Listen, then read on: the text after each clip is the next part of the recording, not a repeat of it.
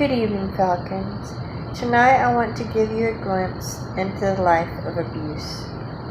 As a woman who was abused, I want to tell you how this began for me. Close your eyes as I tell you my story.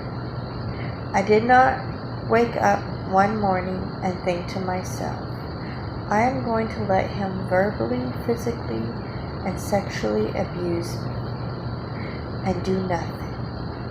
I did not look at him with rose-colored glasses because I loved him so much that I could not see the abuse. Instead, I looked at him and saw my dad. Yes, I saw my dad. You see, I am the product of domestic violence. My dad and mom were constantly fighting. The first time I heard my dad put my mom down, I was 3 years old. 3 years old. My mom had burnt dinner because she was too busy helping my little sister who had just thrown up everywhere due to an ear infection. So, even though she'd asked my dad to watch the spaghetti, he had not, and it burnt. Did he take ownership? No. Instead, he called her stupid, lazy, and ignorant, all while throwing such a tantrum like a child, and demanded that she fix it immediately. Then the physical abuse started when I was around 6. I was in my room and heard him yell at my mom because of something I had done, and heard my mom get shoved into the wall.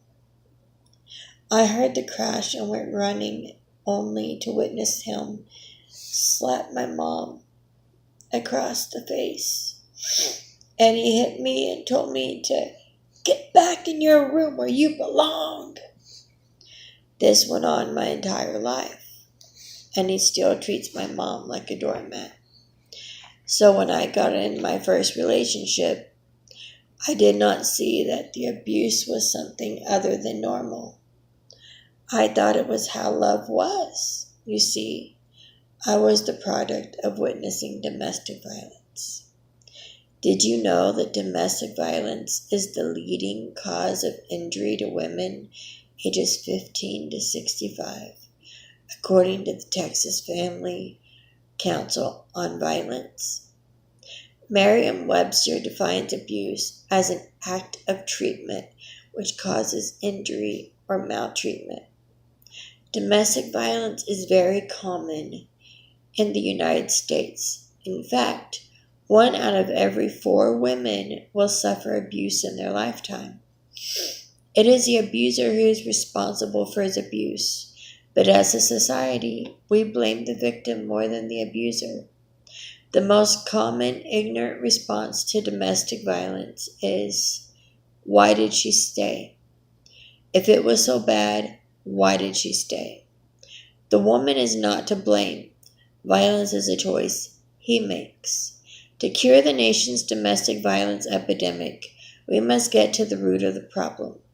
Abuse witnessed by our youth that corrupts their idea of normal relationships and their idea of what love looks like.